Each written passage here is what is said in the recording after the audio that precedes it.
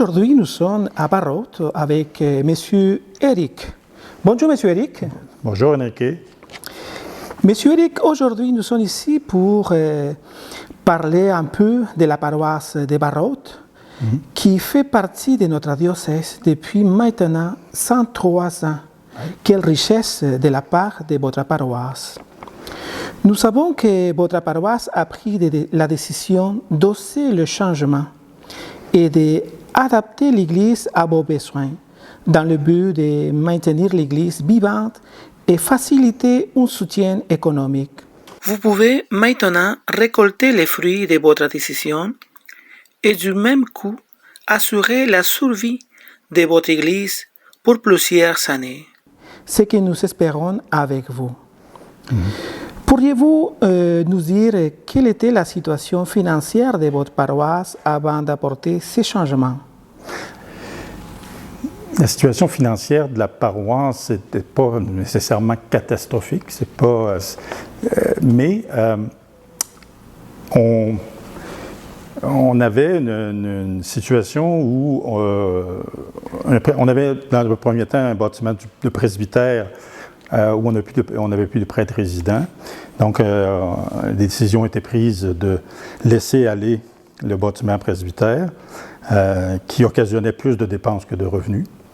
Donc déjà, on va voir cette année, on va récolter déjà les fruits de cette vente-là, autant la vente que le non-entretien. Et je dirais que depuis les 3 ou 4 dernières années, il s'est développé un bel esprit de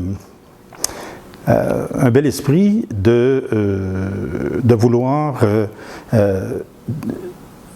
de faire disparaître le plus possible, puis presque totalement, un esprit de compétition, si on peut dire, ou un esprit de, la fabrique s'occupe des finances, et puis c'est comme en dehors de tout ce qui est acte pastoral. Souvent, c'était dissocié, et de plus en plus, les gens qui s'engagent dans le développement matériel comprennent que tout le développement qu'on fait est voué à l'évangélisation, voué à annoncer Jésus ressuscité. Donc, quand cette dimension-là a été comprise, on s'est dit il faut adapter nos lieux pour les rendre les plus accueillants possibles, les plus ouverts possibles sur la communauté.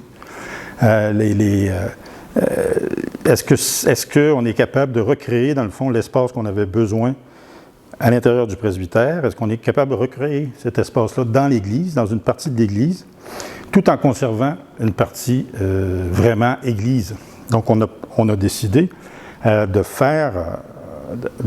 refaire une salle communautaire dans l'Église qui peut accueillir une centaine de personnes. Et dès qu'on passe dans la section Église elle-même, on se retrouve dans l'Église de Barrault comme elle était avant les rénovations. Donc, quand on s'assoit dans l'Église pour une célébration, si on ne regarde pas en arrière, il y a quelques détails qui ont changé, mais la décoration est restée pareille, tout est resté semblable.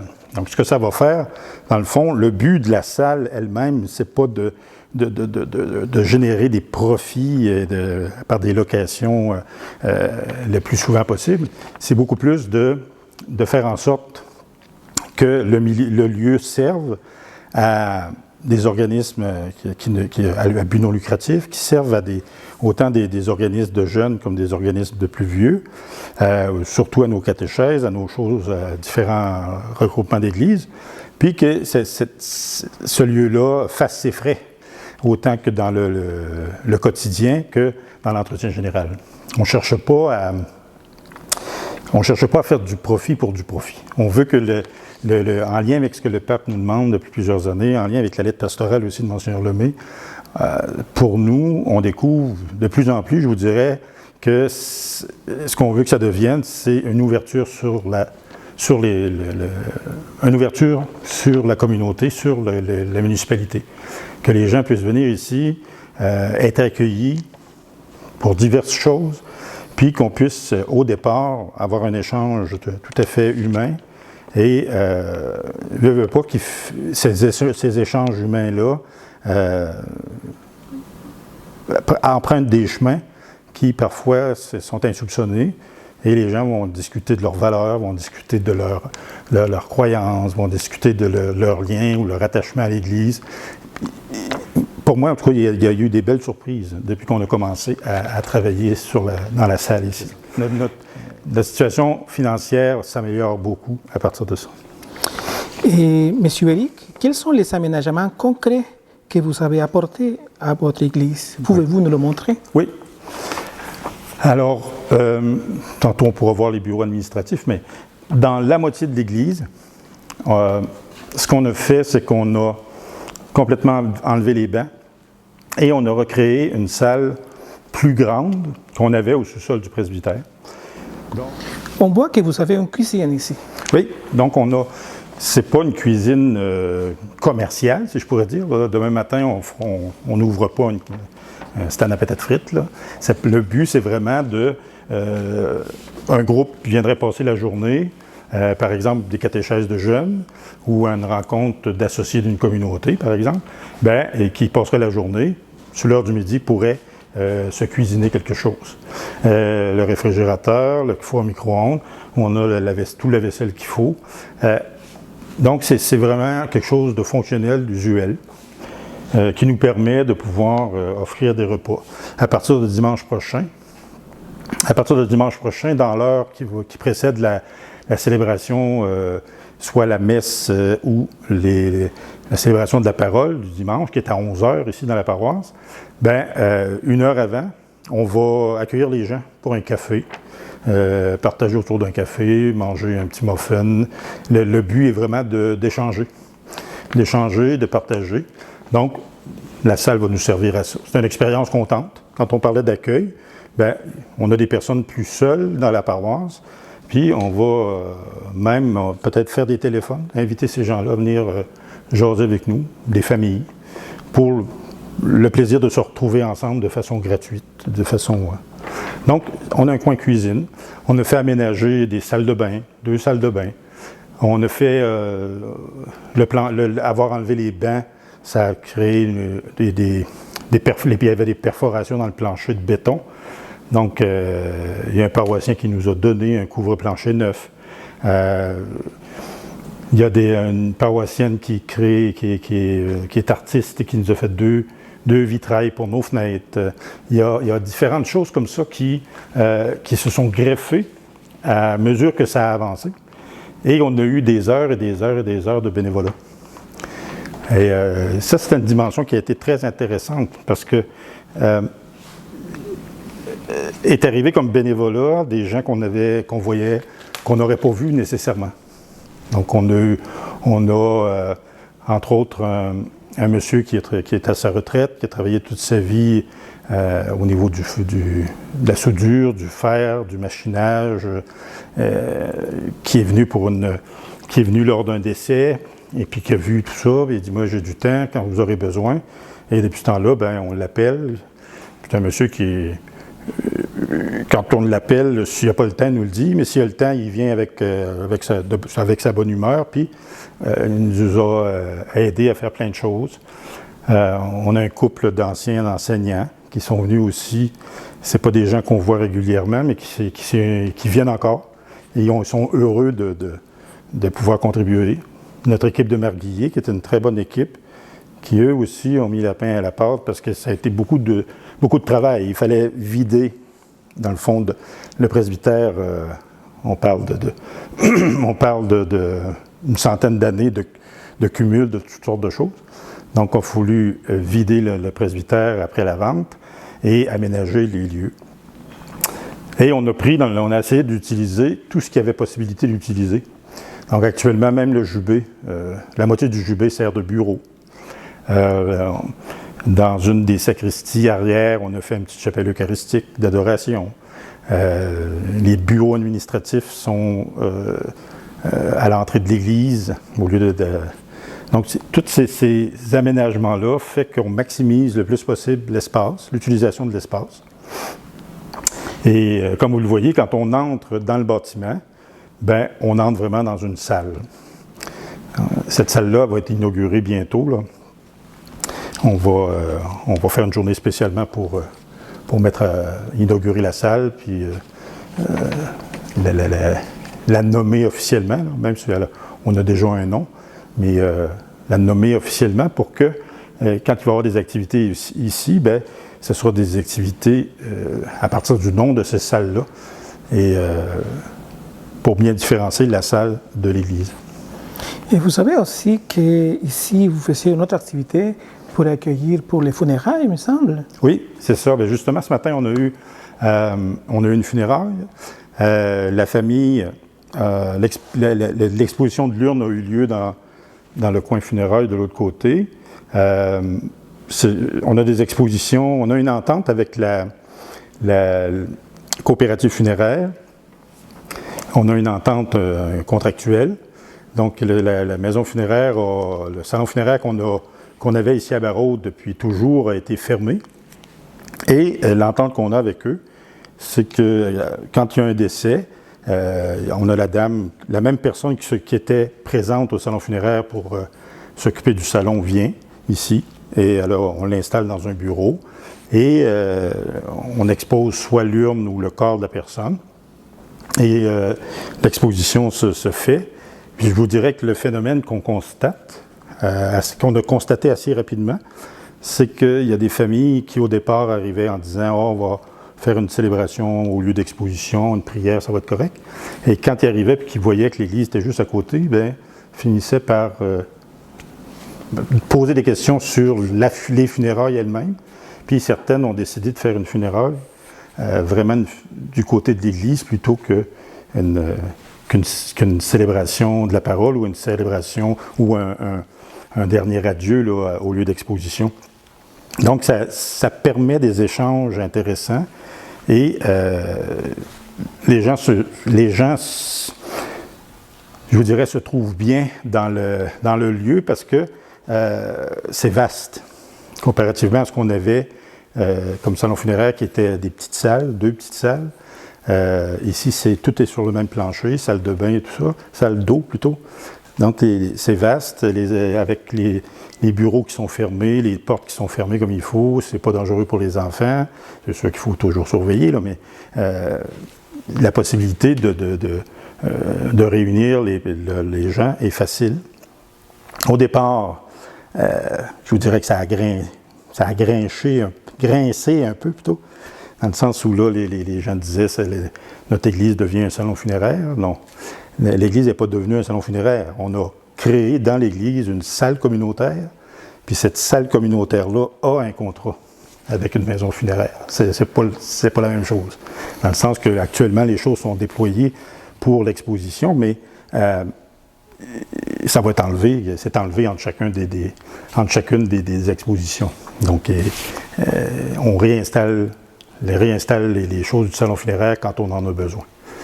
Donc, tout ça rend fonctionnel. C'est central au niveau du village. C'est facile à trouver. La référence du lieu est facile. Puis, lentement, je pense que les gens vont s'y faire. Les gens vont s'y faire. Et dans le sens que certaines personnes au départ qui s'opposaient beaucoup à ce qu'on enlève des bancs, aujourd'hui viennent s'asseoir dans les chaises plutôt que de s'asseoir dans les bancs. Donc, il y a une mentalité qui change aussi. On pourrait dire qu'un des fruits de ce changement-là, c'est que cette église qui était adaptée pour une partie plus sociale, ça commence à être plus dans la pastorale pour accueillir les familles. Ils vont sentir plus, ils vont développer une appartenance. Oui. C'est ce qu'on veut. C'est ce qu'on veut. Justement, là, avec le côté évangélisation qu'on veut mettre en place suite aux rencontres avec l'équipe du diocèse, bien, c'est dans cette salle-ci qu'on va créer ça. C'est dans que ce soit des rencontres alpha, que ce soit des... Donc, le lieu s'y prête et on peut réunir des gens de tous âges, de façon simple, de façon accueillante, en ayant à disposition tout ce qu'on a besoin. On n'a pas besoin une fois que les gens sont ici, on n'a pas besoin d'ascenseur, on n'a pas besoin, c'est facile. Et on veut justement que ça soit que ce soit un lieu à utiliser le plus simple possible, puis que les gens s'y sentent bien, assez pour y revenir, sentir qu'ils ont leur place à l'intérieur de la communauté, à l'intérieur de l'Église, et d'y revenir parce qu'ils ont découvert un lieu où ils pouvaient échanger, où ils pouvaient partager avec d'autres, un lieu où il y a de l'espace pour dialoguer, où il y a de l'espace pour réfléchir. Moi, je pense que si ça devenait ce lieu, un genre de lieu comme ça, même si ça serait gagnant. Le but, comme je le répète, je l'ai dit tantôt, le but, c'est pas de faire des millions. C'est pas là, le but n'est pas là. Le bâtiment ici est payé depuis bien des années. C'est sûr que l'entretien coûte toujours quelque chose. Mais le but, c'est vraiment de faire les frais et puis que ça serve le plus possible. On pourrait dire que le but, c'est faire un espace d'accueil. Oui. Un espace d'accueil, peu importe ta condition, la personne est toujours la bienvenue. Oui. Monsieur Éric, à l'heure actuelle, est-ce que la paroisse est fière d'avoir osé faire ce changement-là? Je vous dirais qu'à l'heure actuelle, la fierté est beaucoup du côté des personnes qui ont travaillé au changement. L'équipe de mariés, les bénévoles sont heureux du résultat. Heureux aussi des coûts. Les coûts, moi je dirais, le changement paraît énorme, mais en réalité, ça n'a pas été si onéreux, justement, parce qu'il y a eu presque exclusivement du bénévolat. Beaucoup de matériaux ont été achetés sur des sites de vente de seconde main. Donc, on est fiers d'avoir osé faire, malgré au départ les critiques, malgré si on s'était arrêté aux premières critiques, il ne se serait rien passé. Donc, à quelque part, il a fallu aller de l'avant puis foncer. Et l'utilisation, à mesure que l'utilisation se fait, ben, il y a une fierté parce que les gens trouvent que ça a été bien fait, puis ça a été bien orchestré, c'est fonctionnel surtout au niveau de l'utilisation. Puis, moi, je suis convaincu qu'à mesure que les activités vont se faire ici, il y a une fierté qui va s'installer au niveau des paroissiens aussi, là.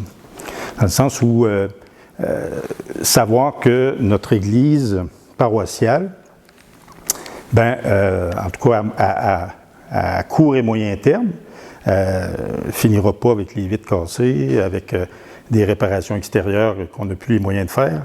Je pense qu'on est après structurer les choses pour que le bâtiment que nous ont laissé nos ancêtres, nos arrière-grands-pères, nos arrière-grands-mères, que ce bâtiment-là survive à l'intérieur de la communauté. Survive à l'intérieur pour la communauté chrétienne, mais survive aussi pour les gens qui sont plus distants de cette communauté chrétienne-là, puis qui s'y rattachent à la communauté dans les moments forts de leur vie. Je pense que si on n'est pas capable, s'ils ne sont pas là au quotidien, si on est capable de leur apporter le message du Christ de façon sincère, puis quand ils sont là, c'est le rôle qu'on a à jouer. C'est le rôle qu'on a à jouer, c'est d'accueillir et d'annoncer Jésus-Christ quand les gens sont avec nous, puis de les accueillir et d'aller vers eux dans différentes activités civiles. C'est à se mélanger de façon régulière qu'on finit par être identifié à l'Église, qu'on finit par être identifié à la communauté chrétienne. Puis les gens qui viennent ici vont retrouver des visages connus. Et quand ils retrouvent des visages connus, il y a une proximité qui s'installe. Puis c'est ça qu'on essaie de viser. Le message du Christ va se vivre. Ils verront que vous êtes des disciples à ce que vous faites, là, à l'amour que vous aurez les uns pour les autres. Donc, à quelque part, c'est ce qu'il faut viser. C'est pas tellement dans le faire comme dans le comportemental, la façon dont on est, comme on est chrétien. On pourrait dire que vous avez mis en œuvre et vous avez fait un vécu de l'Évangile. Oui, moi je pense que ça a été une belle catéchèse, cette rénovation-là. Ça a été une belle catéchèse, ça a été l'occasion de... Même il y a une personne bénévole qui est venue régulièrement, qui habite pas loin. Quand elle voyait ma voiture arriver, des fois très tôt le matin, j'entendais la porte ouvrir. Cette dame-là arrivait, c'est une dame à la retraite. Puis, longtemps après, elle finit par dire à ma conjointe, à ma femme,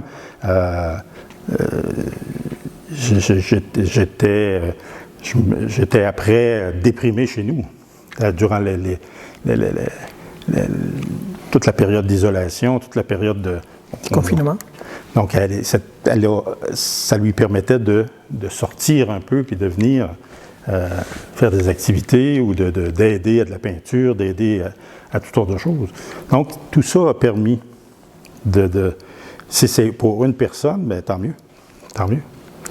Monsieur Éric, vous parlez, en parlant d'ouvrir des portes et accueillir les personnes.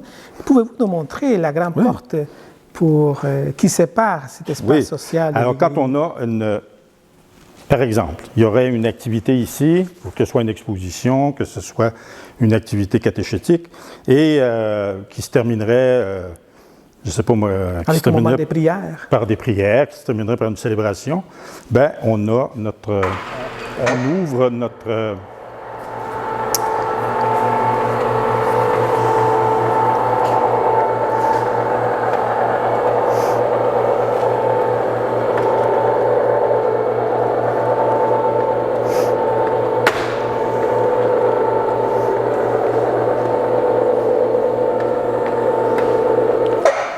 Alors, on ouvre et on se retrouve du côté de l'Église.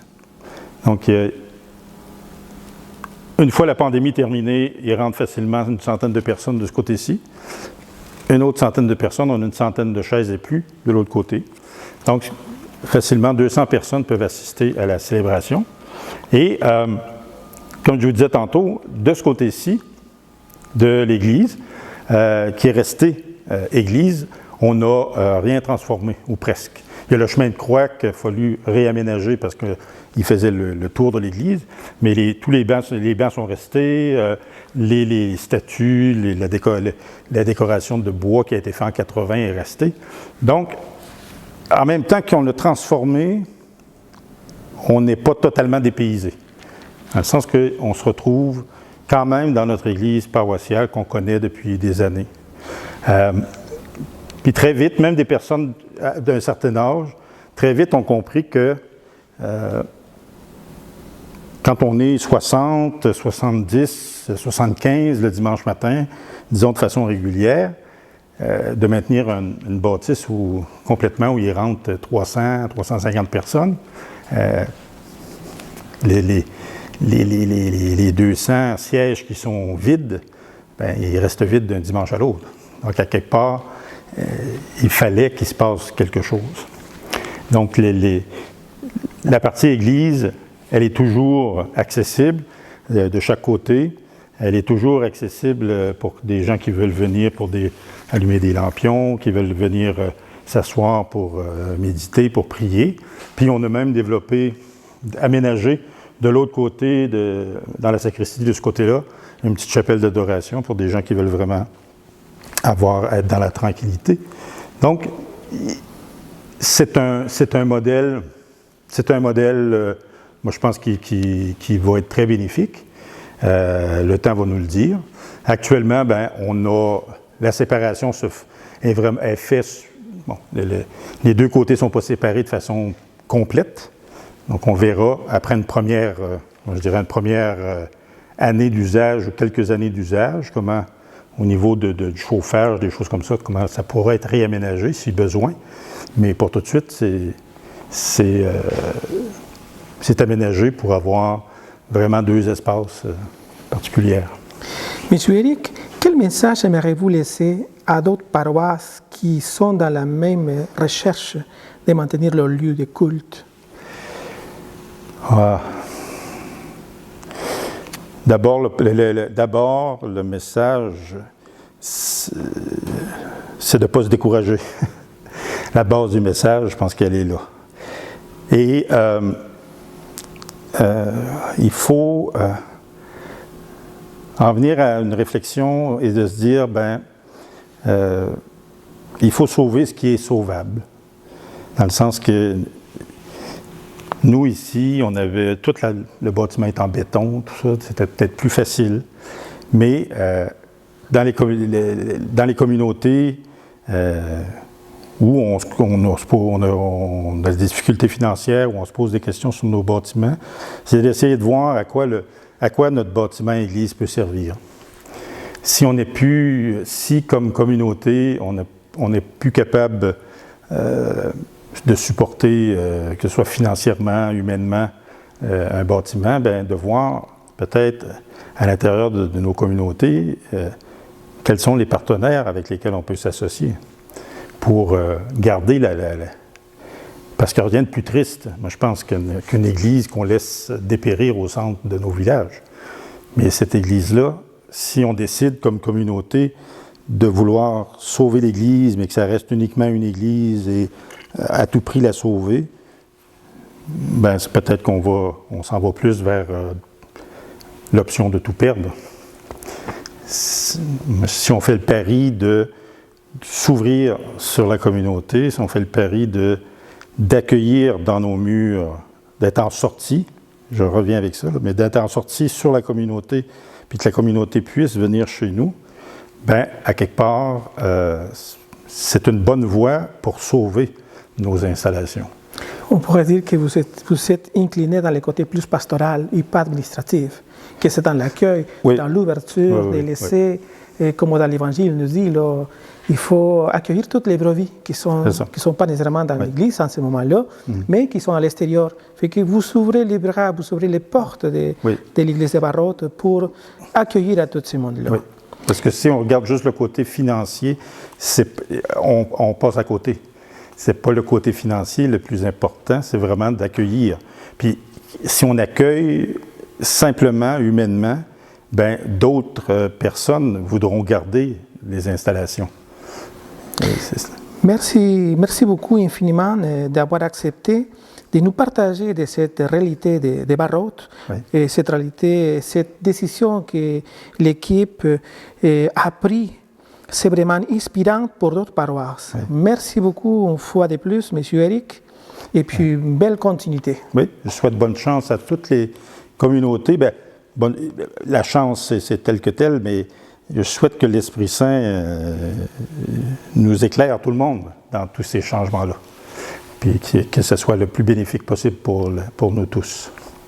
Au revoir.